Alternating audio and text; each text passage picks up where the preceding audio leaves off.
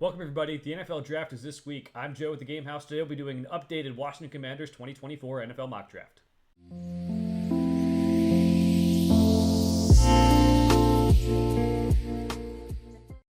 Okay, the Commanders are on the clock for our second mock draft at the Game House here for them. We're doing another one because we did another one earlier that was way before any of the free agent signings and everything else, and a lot of trades have happened since then. So we're going to go ahead and do it now.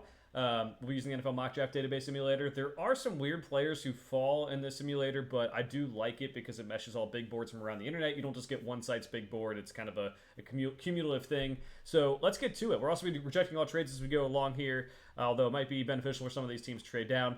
We're going Jayden Daniels. He's my quarterback 2 in this class. I think he's a good fit for what Cliff Kingsbury is going to do with this offense. He can make plays with his legs, make plays with his arm. I think it's a good start to what they need to do to get this team back to where they should be.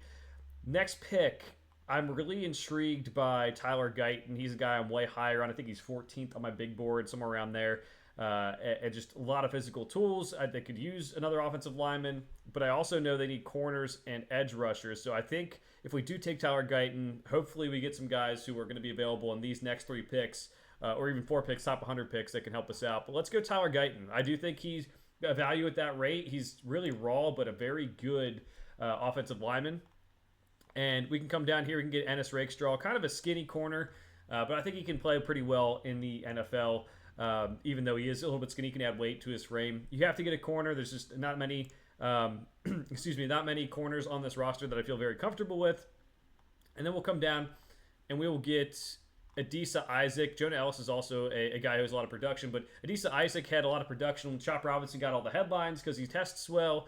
But Isaac has that production that I think people wanted Chop Robinson to have. So we'll go with Adisa Isaac there. This is tough because he filled a lot of the needs already. So with that being said, I'm going to go Michael Hall, top player on the board. I like him a lot. A guy who may not be a starting defensive lineman in the league, but you're also a pick 78. A guy who can win one-on-one matchups, can pressure from the interior. That isn't always something we get to see from guys in the draft and in the NFL right now. We want to have guys who can create pressure from the inside, and he can definitely do that. I think we'll go Cole Bishop here, or Jalen McMillan, Javon Baker. I'm trying to see here.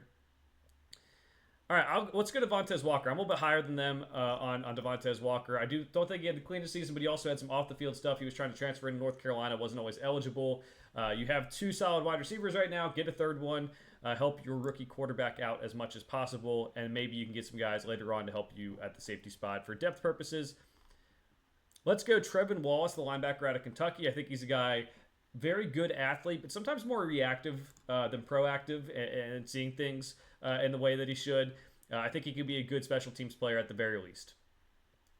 We're going to go Mason McCormick next. A value pick here, interior offensive line depth. Washington, those great teams they always had were always built through the offensive line. Never a bad thing to have offensive line depth in this league for sure, especially with the way offensive line play is kind of declining over the last several years. And that'll take us to pick number 222, still getting there on the simulator. But again, looking for guys who probably aren't going to have the biggest impact on the field this year, but probably more of a special teams guys. Let's go Isaiah Davis out of South Dakota State. We're going to double up on South Dakota State guys here. A guy who just runs really, really hard. I think he can play special teams for you. I'd have to see it, though, at the NFL level, but I think he can at least be a guy who candidate to play special teams. I think it'd be a good pick there late in the draft. So let's recap this draft. They have Jayden Daniels, quarterback out of LSU, number 2. Seems like a good fit for the Commanders. He is the number 2 quarterback on my board. Tyler Guyton is a value pick there at 36. Really raw, but the upside there is phenomenal. He could be a starting left tackle in this league for 10 years. Ennis Rakestraw, need more corners on this team for sure. Adisa Isaac, need more edge rushers. Both guys I think can be productive with this team. Michael Hall, maybe not like a starter, but a guy who can go win one-on-one matchups and pressure the quarterback. Then we get Devontae Walker, a guy who's kind of fallen throughout the process, but I still like him. I think he's a solid receiver to get, especially pick number 100.